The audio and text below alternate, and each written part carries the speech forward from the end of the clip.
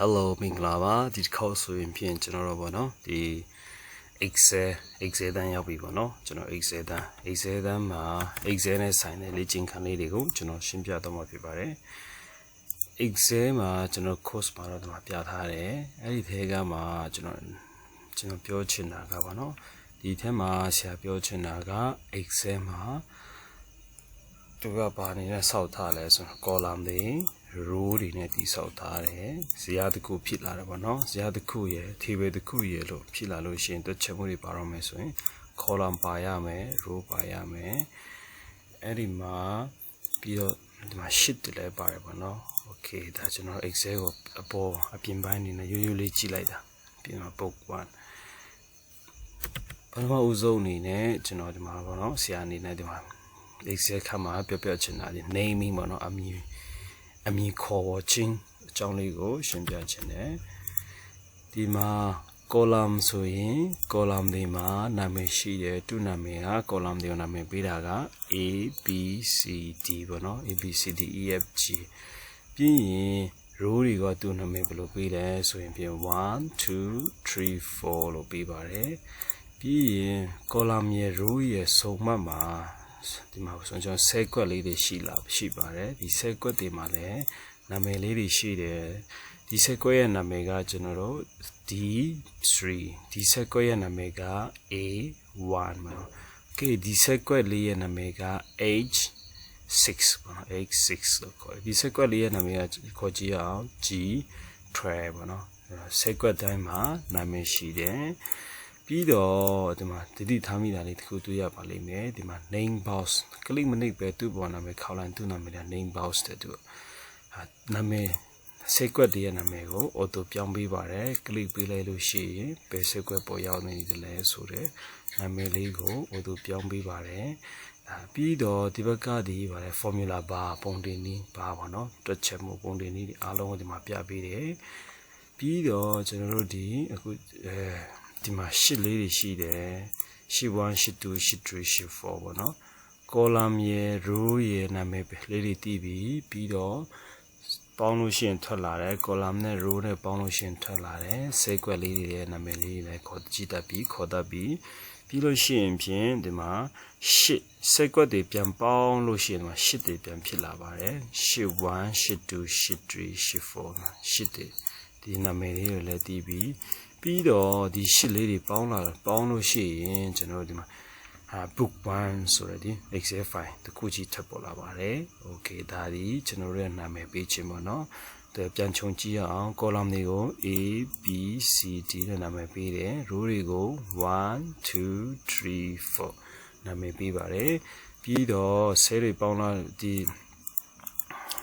column တွေ row တွေပေါင်းလို့ရှိရင်သူတို့ဒီsheet တွေအနေနဲ့တည်ရှိတယ်ဒီ sheet တွေပြန်ပေါင်းလို့ရှိရင်ဖြင့် book အနေနဲ့ပြန်တည်ရှိပါတယ်ဒါဒီကျွန်တော်ဒီ naming ပေါ့နော် naming အမည်ခေါ်ဝေါ်ခြင်းဖြစ်တယ်ပြီးတော့နောက်တစ်ခုအနေနဲ့ဒီမှာ pointer and selection ဆိုရင် pointer နဲ့ selection pointer ပြောင်းလာတဲ့ပုံစံလေးတွေပုံမူတည်ပြီးသူအလုပ်လုပ်ပုံလေးတွေကိုပြချင်တယ် pointer ပေါ့နော် selection ပေါ့ pointer ပေါ့ pointerအကြောင်းလေးပြောချင်တယ် mouse pointer ပေါ့နော် mouse pointer mouse pointer အကြောင်းလေးကိုပြောချင်တယ်ကဲကျွန်တော်တို့ column လေးတွေကိုယဉ်ကြည့်ရအောင် column မှာဆိုရင်ဖြင့်ဘယ်နှမျိုးပြောင်းလဲကြည့်အောင်တစ်မျိုးဒီပြောင်းတဲ့ pointer လေး mouse pointer လေးပြောင်းသွားတဲ့ပုံမူကြည့်ပြီးအလုပ်လုပ်တဲ့ပုံစံကမတူပါဘူးဒီပထမအမျိုးလေးကိုကျွန်တော်ရှင်းပြပါမယ်ပထမအမျိုးရဲ့နာမည်က selection pointer ပေါ့နော် selection pointer လို့ခေါ်တယ်အဲဒီမှာကျွန်တော်တို့နှိပ်ပြီးပေးလိုက်လို့ရှိရင်ဆွဲလိုက်လို့ရှိရင် select ပေးပါတယ်ပြီးတော့ကျွန်တော်တို့ selection ပေးနည်း၄မျိုးရှိပါတော့နော် drag drop ရန်ပြီးတော့ controlling keyboard ပေါ်က controlling နှိပ်ထားမယ်ဆိုရင်ကျွန်တော်တို့ကြိုကြားကိုကြိုက်တဲ့နေရာလေးတွေ light select ပေးလို့ရတယ်ဒါဒီ control နဲ့ select ပေးတယ်ပြီးတော့ shift နဲ့ဆိုရင်ပြင် keyboard ပေါ်က shift key လေးနှိပ်မယ်ဆိုရင် shift နဲ့ select ပေးမယ်ဆိုရင်စမှတ်ကိုတစ်ချက်ကလေးဆုံးမှတ်ကိုတစ်ချက်ကလေးဘယ်ဒီ select ယူမလဲပေါ့နော်အစားအဆုံးလေးရတယ်ပေါ့နော် okay ဒါဒီကျွန်တော်တို့ selection pointer ကြောင်းရှင်းပြတာဖြစ်တယ် selection pointer နဲ့ကျွန်တော်တို့ selection ပေးနည်း၄မျိုးထဲက၃မျိုးကိုရှင်းပြတာပေါ့နော်ပြီးရင်တွဲသုံးတာလေးရှင်းပြတယ်ပြီးတော့ကျွန်တော်နောက်တစ်မျိုးချိန်သွားတယ်ကြည့်ရအောင် pointer လေးဒီအမျိုးလေးကကျွန်တော် site ချိန်တာ column site လေးတွေချိန်ခြင်းတယ်ဘယ်လို site ချိန်မလဲဒီ pointer လေးပေါ်လာလို့ရှိရင် site ချိန်ပေးမယ် column တစ်ခုကြားထဲကမြင်းပေါ်တင်လိုက်လို့ရှိရင်ထွက်လာတယ်နော်ဒီမှာကျွန်တော် pointer ချိန်သွားပါတယ်ဒီကောင်ကြီး site တွေကျင်းကျင်တယ်ဒေးကျင်တယ်လုပ်လို့ရတယ်အဲ့ဒီနှမျိုးကိုပေါင်းသုံးကြည့်ရအောင် selection ပေးမယ်ဒီကနေဒီ select ပေးမယ်သူ့ကိုကျွန်တော်ကျင်းကျင်းလေးလုပ်ချင်ပါတယ်ချဲပြီးလုပ်ချင်ပါတယ်အဲ့ဒါလေးတွေချိန်လို့ရပါတယ်ဒါဒီကျွန်တော် selection pointer ပေါ့နော်site chain pointer selection pointer site chain ရပါတော့site chain pointer လေးနှမျိုးကိုပေါင်းသုံးလိုက်တာဒီ select ပေးလိုက်မယ်ပြီးရင်ကျွန်တော်ဒီဟာလေးကို site chain လိုက်မယ် okay အားလုံးတင်ကြီးလေးဖြစ်သွားပါတယ် okay ရှေ့ကဒီ select ပေးလိုက်ပြီဆိုရင်ကိုကဒီ sequence လေးကိုနမူနာယူမယ်ဆိုရင်သူ့နောက်ကမြင်းချောင်းနဲ့ချိန်တယ်ဥပမာဒီ n ဆိုတဲ့ sequence လေးကိုနမူနာအနေနဲ့ထားမယ်ဆိုရင်သူ့နောက်ကမြင်းချောင်းလေးနဲ့ချိန်ပါတယ်ကဲဒါဒီ column တွေကို pointer ချိန်တဲ့ပုံစံအသုံးပြုနည်းပေါ့နော်ပြီးရင် column တွေရဲ့ row တွေရဲ့အတူတူပါပဲ row တွေလည်းတစ်မျိုးနှစ်မျိုးတစ်မျိုးနှစ်မျိုးချိန်တဲ့ပုံမူတည်ပြီးအလုပ်လုပ်ပုံလည်းအတူတူပဲဖြစ်ပါတယ်ကဲအတူတူပဲရပြီနော်ပြီးရင်ဖြင့်ကျွန်တော်တို့ဒီမှာ